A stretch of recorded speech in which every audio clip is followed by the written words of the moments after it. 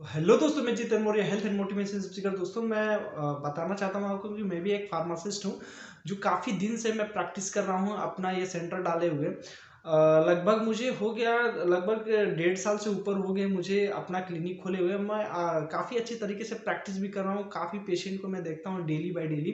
तो ये चीज़ें आपकी प्रैक्टिस में धीरे धीरे आ सकता है और एक फार्मासिस्ट प्रैक्टिस कर सकता है। कुछ जनरल बीमारियों का इलाज करने की अथॉरिटी होती है उनको। तो आप अगर प्रैक्टिस करना चाहते हैं और फार्मासिस्ट हैं और काफ़ी दिनों से अगर अपना मेडिकल स्टोर चला रहे हैं या फिर एक नया मेडिकल स्टोर अपना डालना चाहते हैं, तो कस्टमर आपके पास क्यों आएगा, पहले चीज़ को ध्यान देना होगा। कस्टमर आपसे इलाज कैसे करवाएगा, पहले अपने आप को एक ट्रस्टता कॉन्फिडेंस लाना होगा अपने आप में।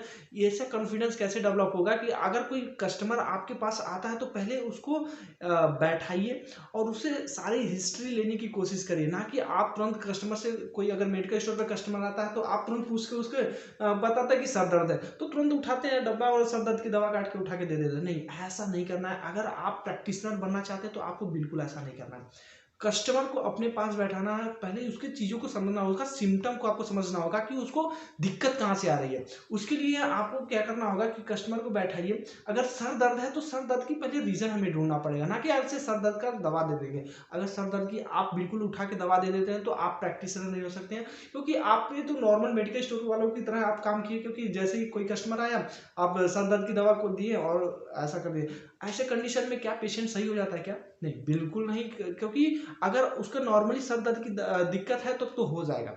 लेकिन कहीं अगर उसको सर दर्द की प्रॉब्लम किस एज का है, कहीं उसको बीपी तो प्रॉब्लम तो नहीं है, कहीं उसका बीपी बढ़ा तो नहीं है, कहीं बीपी कम तो नहीं है, कहीं पेट में कहीं उसको इंजरी तो नहीं है, और कहीं इन्फेक्शन तो नहीं है, या तो फिर कहीं बीपी का शुगर का पेशेंट तो नहीं है।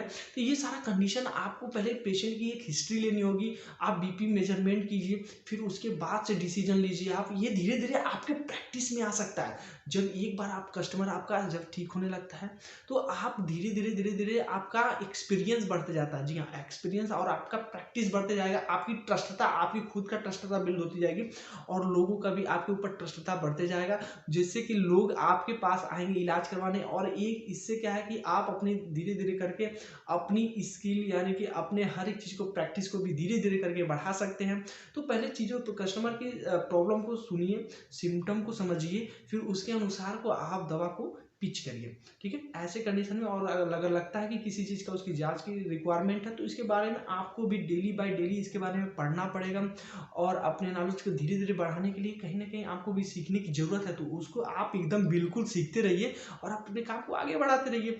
इससे क्या है कि कस्टमर आपका डेली बाय डेली बढ़ते जाएगा, क्योंकि कस्टमर जो आप पेशेंट को सही करते हैं ना, यही पेशेंट आपको जाके दूसरे पेशेंट से कहता है और ऐसे ऐसे डायरेक्ट कनेक्टता आपकी बढ़ती जाती है और ये आपकी एक मार्केटिंग बढ़ती जाती है।